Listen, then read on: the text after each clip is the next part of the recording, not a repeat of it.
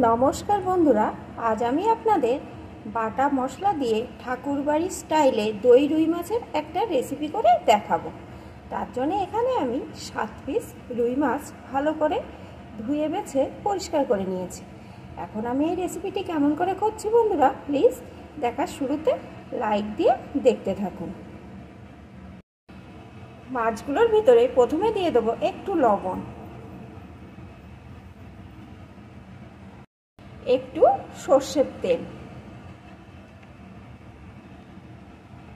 এখন মাছগুলোকে আমি সুন্দর করে মাখিয়ে নেব। মাছগুলোকে সুন্দর করে আমি মাখিয়ে নিয়েছি। এখন মাছগুলোকে এইভাবে কিছুক্ষণ রেখে দেব। তার মধ্যে যে যে মশলাগুলো লাগবে সেই মশলাগুলোকে রেডি করে নেব। মশলার জন্য এখানে নিয়ে নিয়েছি আমি একটা পেঁয়াজ কুচি, কয়েকটা রসুন, 1 চামচ জিরে, একটু আদা আর কয়েকটা কাঁচা পাকা লঙ্কা। এই সমস্ত কিছু আমি একসাথে বেটে নিয়ে ফিরে আসছি। আর নিয়েছি চা চামচের 4 চামচ মতন টক দই আর 8টা কাজু বাদাম। এটাকেও আমি আলাদাভাবে পেস্ট করে নেব। মশলাগুলো এখানে আমি আলাদা আলাদা করে রেডি করে নিয়েছি। এখন আমি রান্নাটা শুরু করছি। রান্নার জন্যে কড়াইয়ে আমি সরিষার তেল দিয়ে দিয়েছি। তেলটা গরম হয়ে গেছে। এখন এর ভিতরে আমি এক এক করে মাছের পিসগুলোকে দিয়ে দেব আর ভেজে নেব।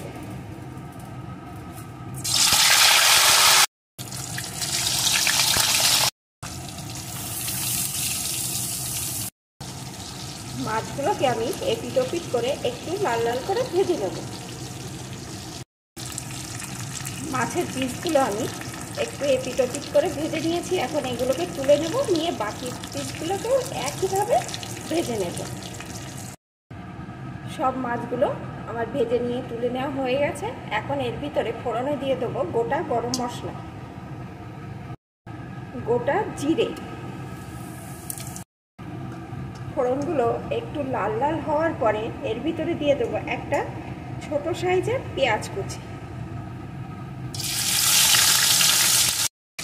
পেঁয়াজ কুচিটা একটু ভেজে নেব।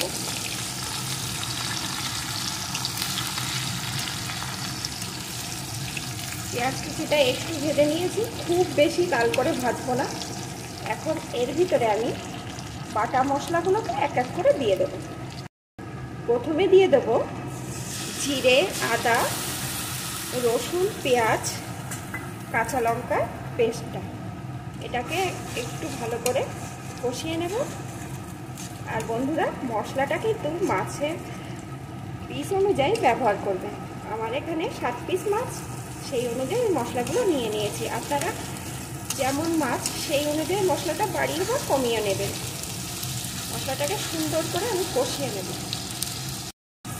মশলাটা এখানে সুন্দরভাবে আমার কষিয়ে নেওয়া হয়ে গেছে। এখন যে টক দই আর কাজু বাদামটা বেটে রেখেছিলাম সেটাকে দিয়ে দেব।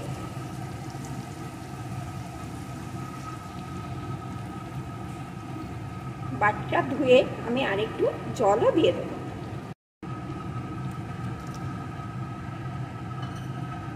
সাথে দিয়ে দেবো স্বাদ মতো লবণ। আর এই টক দইটা দেওয়ার সময় কিন্তু গ্যাসের জোরটা একদম লোতে করে দিতে হবে। দিয়ে দেবো সামান্য একটু চিনি। এখন আবারও ভালো করে কষিয়ে নেব।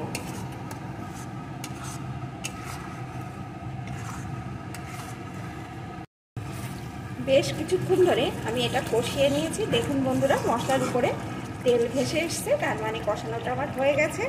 এখন আমি এর ভিতরে দিয়ে দেবো আর একটু জল। যেহেতু আমি একটু গ্রেভি রাখবো, আপনারা যদি গ্রেভি না রাখতে চান তবে এর ভিতরেই মাছ দিয়ে ফুটিয়ে নিতে পারেন। আমি একটু গ্রেভি করবো তাই একটু জল দিয়ে দিলাম। এখন এটাকে একটু ফুটিয়ে নেব। ফুটে উঠলে ভাজা মাছগুলোকে দিয়ে দেবো। ঝোলটা কিন্তু এখানে ভালো রকম ফুটছে। এখন আমি ভেজে রাখা মাছগুলোকে দিয়ে দেব। আমি কিন্তু এ রান্নায় কোনো রকম হলুদের গুঁড়ো ব্যবহার করলাম না। আপনারা যদি চান তবে একটু করতেও পারেন, তবে দই দিয়ে মাছ রান্না করলে হলুদের গুঁড়ো না দিলেই ভালো হয়। ভাজা মাছগুলোকে দিয়ে দিলাম। এখন আর একটু ফুটিয়ে নেব।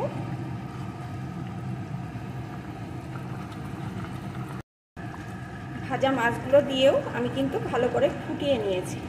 এখন কিন্তু রান্নাটা আমার রেডি। আমি কিন্তু এর ভিতরে কোনো রকম আলু ব্যবহার করলাম না। আপনারা যদি আলু দিতে চান তবে 2-1 টুকরো আলু ভেজে এর মধ্যে দিতে পারেন। তাহলে বন্ধুরা, আমার কিন্তু বাটা মশলায় ঠাকুরবাড়ির স্টাইলে দই রুই একদম রেডি। এটা কিন্তু গরম ভাতে খেলে দুর্দান্ত লাগবে। আপনারা তো দই কাতলা অনেকেই খেয়েছেন, এইভাবে একবার দই রুই বানিয়ে খেয়ে দেখবেন, কত সুন্দর লাগে। আর আমাকে কমেন্ট করে জানাবেন আমার এই রেসিপিটি কেমন লাগলো। আর যদি একটুও ভালো লেগে থাকে একটা লাইক করে দেবেন। এখন এটা আমার রেডি, আমি নামিয়ে নেব।